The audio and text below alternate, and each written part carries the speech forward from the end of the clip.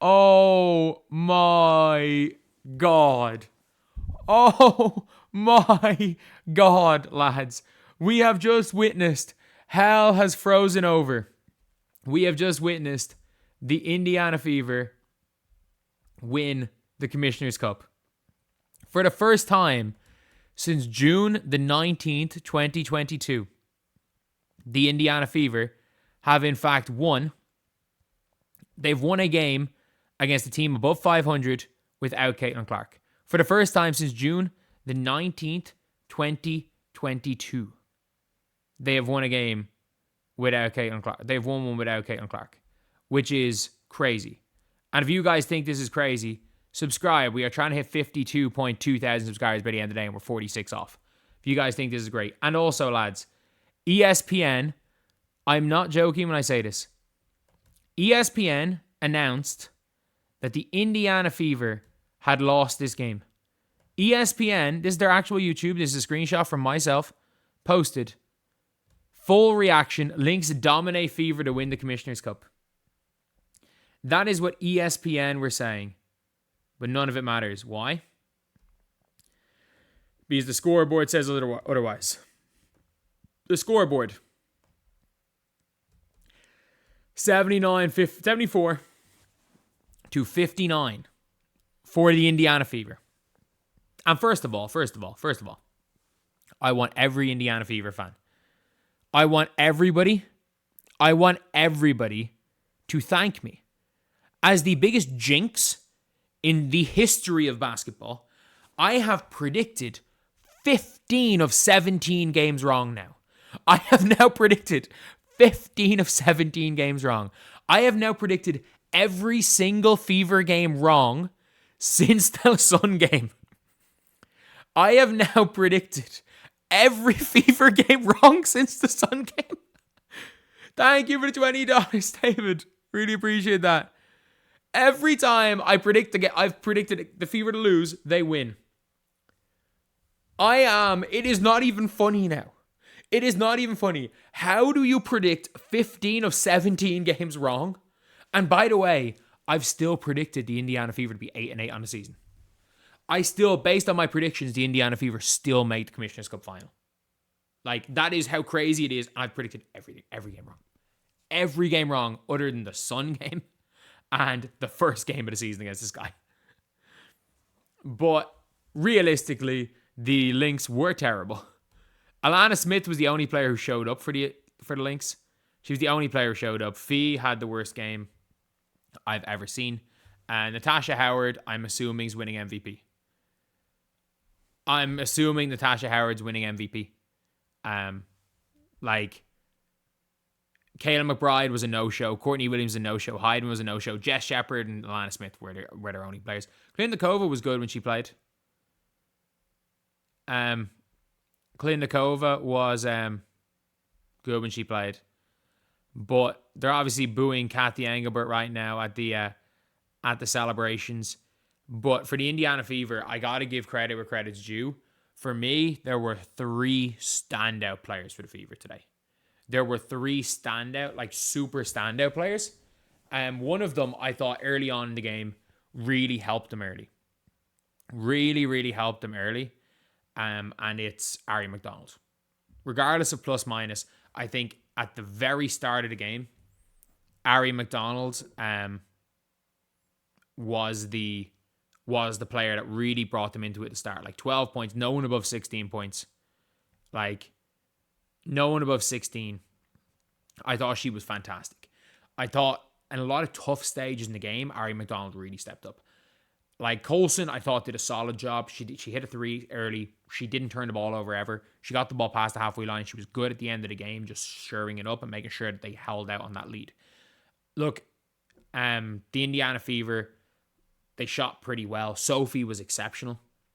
Like, I thought Aaliyah did really well in the fourth quarter. She was terrible through 3. She was great in the fourth. Kelsey Mitchell, her normal, like I didn't think she did anything really, but she had 12 points. Sophie Cunningham was unbelievable. Sophie Cunningham was absolutely unbelievable. And that needs to be said more. Like Sophie Cunningham, when Sophie Cunningham when she like when she was getting all the stick for doing that ring commercial, and she goes, I need to start putting the ball in the basket. She did. She came up huge. She led the team in plus minus, or other than Coulson. She was one of the top players, and she was great. But the prophecy is complete. Natasha Howard said she came to win MVPs. Natasha Howard came to the Fever, said she was going to win MVPs. And I'm sorry, there's only been one MVP given out so far, and it's been Natasha Howard. There's only been one MVP given out so far in the WNBA season, and it's been to Natasha Howard. Like, genuinely, she is there's been one MVP. And that is a factually correct statement. That is a factually correct statement. She is the only MVP. Natasha Howard right now is the only player this season who has won an MVP. Outside of Emma Messiman, who won a Eurobasket MVP. Natasha Howard has been the only player in the WNBA this season to have won an MVP. Like, it's been a great day. It's been a great day. And you want to know my favorite part about this? Is that the same old fans using the Angels won at the pros because she won while she was on a plane can't say shit about Caitlin Clark anymore. Even though she was not on the floor, neither was Angel and Unrivaled, and it was a 3-on-3 tournament. They can't say anything. But you know what? This is a ballsy performance from the Fever. The Lynx were bad. The Lynx were so bad. But this is one of those things where I stand by this. This comes down to two things. Role players hitting shots and who wants it more. That's what this game came down to. Two things. In one-off games, you see this all the time in college basketball. You see this all the time at like levels of basketball. It comes down to who wants it more. First of all, it comes down to role players hitting shots and who wants it more. And today, the Fever did both. The Fever not only wanted it more, their role players hit shots. Ari hit shots. Sophie hit shots. Coulson hit a big shot. Lexi, as much as she was struggling, hit a big shot in that third quarter.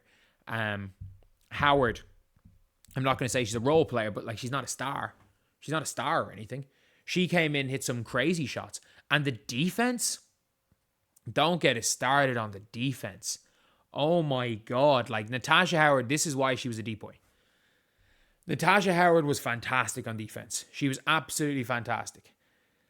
Like, just the amount of time she's kind of got her hand in. She got her hand in. She got a few huge stops there on Fee Collier. And look, she made Fee Collier look really ordinary. Like, she made her look really ordinary. Did she do the best job in the defensive rebounding on Fee Collier? Not really. But she made Fee look real ordinary on the defensive end. And I gotta say, like, look, the Fever lose. I mean, the Fever playing like this lose 60% of the time. Like, there's not that many teams that the Fever beat playing like this. But, you know, the rim gets a little bit tighter. The rims feel a bit tighter. The ring gets a little bit smaller. The three-point line feels that little bit further away when it matters. Like, at the end of the day, it was about... this game was not about systems. The Fever ran some of the ugliest offense I've ever seen. Man, the Fever looked like they didn't even know how to play basketball. But you know what happened? The going got tough. And the Lynx tightened up. And the Fever were just putting anything up. They were just putting anything up, and it was going in. Natasha Howard was shooting floater fadeaways with her offhand, hooking them up off the backboard from the middle, and they were going in. Like, it was madness, some of the stuff that was happening. But all in all, I'm going to be honest, I thought the Fever were fantastic. I thought the Fever were fantastic due to the occasion. The Fever played... Ironically, normally when I say it where it's like, some teams play the occasion and not the game. And today, both teams played the occasion. Neither team went out there and just played the game. Both teams were nervous. Both teams were tight. Both teams were struggling on layups. Both teams were playing like this was a game that mattered. And both teams played nervous. The difference is that one team let those nerves control their effort in a negative way in the Lynx, and one team let those nerves control their effort in a positive way in the Fever. An absolutely incredible performance. And lads, I feel bad for Dwana Bonner, because Dwana Bonner would have been 30 grand richer if she had just left a week later. Isn't that hilarious? Dwana Bonner would have been 30 grand richer if she just left a week earlier. That would have been crazy. That would have absolutely been crazy.